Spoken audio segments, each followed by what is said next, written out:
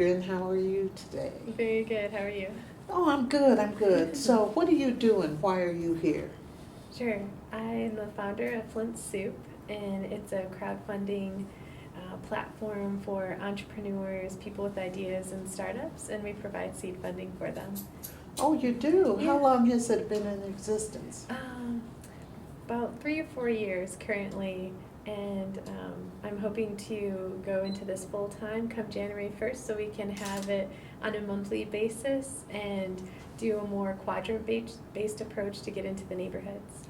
A quadro-based approach. Mhm. Could you explain that a little bit? Yeah, so our city is quite diverse and large, and we've noticed that depending on what area you're coming from, um, it, each each part of the city has different interests, different funding needs, and so we wanted it to make it more hyper local to satisfy those needs and to raise awareness for the other people within our community or greater community about the needs. Oh, that's good. That's good. So, what do you think of the current situation in Flint right now? It has garnered international attention. Sure. Yeah. I think that our city is on the edge of something amazing. You know, what I've noticed is that the people are not hopeless, and there's no hopeless situations, and people really rise to the challenge to find solutions to our city's issues. So actually, I'm really encouraged by the activity and the passion of our people. Oh, okay. And that's wonderful to hear because a lot of times people on the outside see one thing. They say, Right. oh my goodness, but you see it for what it more likely is, right? Yeah. The motto here in Flint used to be, back in the day, cars roll out and money rolls in. Hmm. Things are a lot different now. What do you think the business model is here right now?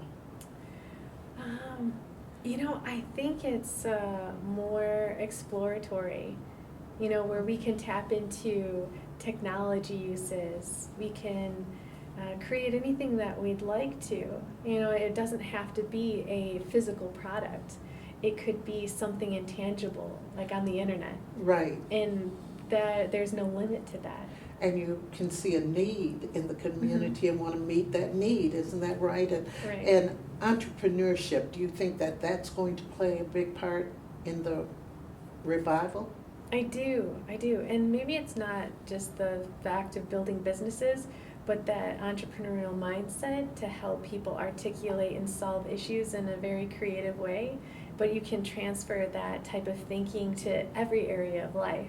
It doesn't have to just be like building a business. Right, absolutely. And Flint has been getting international Mhm. attention. Yeah.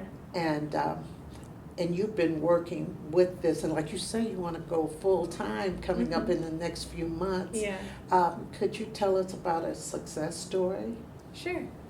One of our favorite success stories, each of our stories are our favorite, but I think one that really highlights Flint Soup very well and the community that supports it is there was a retired school teacher, and she had come to take her stage a little over 2 years ago, and she said, I have a dream to create a dehydrated kale chip company.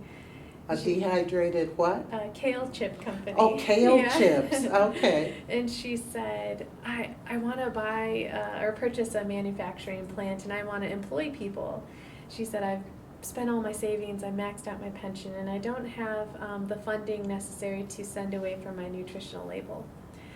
And so I said, well, there's the need, and she came to our stage and she pitched and she won the funding. The next week, she sent me a photocopy of the check that she mailed to the state. And we're very intentional with pursuing these people and their businesses, saying, what do you need? What barriers are you encountering? How can we help?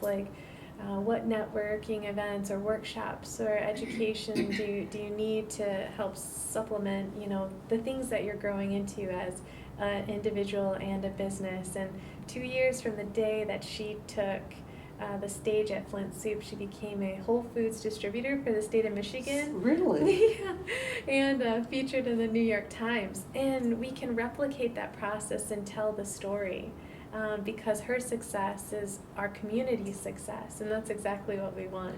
Absolutely. What advantages do you think that Flint can take with this notoriety? What do you think the advantage, you can make an advantage out of all of this notoriety right now? Yeah, you? I mean, the world is watching. I mean, it's a perfect platform because everybody has this snapshot of Flint currently, but in a few years, I would even say in 2 years, people will come back and highlight the things that are happening. And since we already have the attention of the world, it's going to be much easier to get that attention when amazing things That really microscope, start. you could really Yeah. use that microscope. Yeah. Well, Adrian, thank you, and you have a wonderful service that you do, Yeah, and I thank wish you you. the best of luck. You're very enthused about it, and your excitement is kind of contagious. Thank you so much.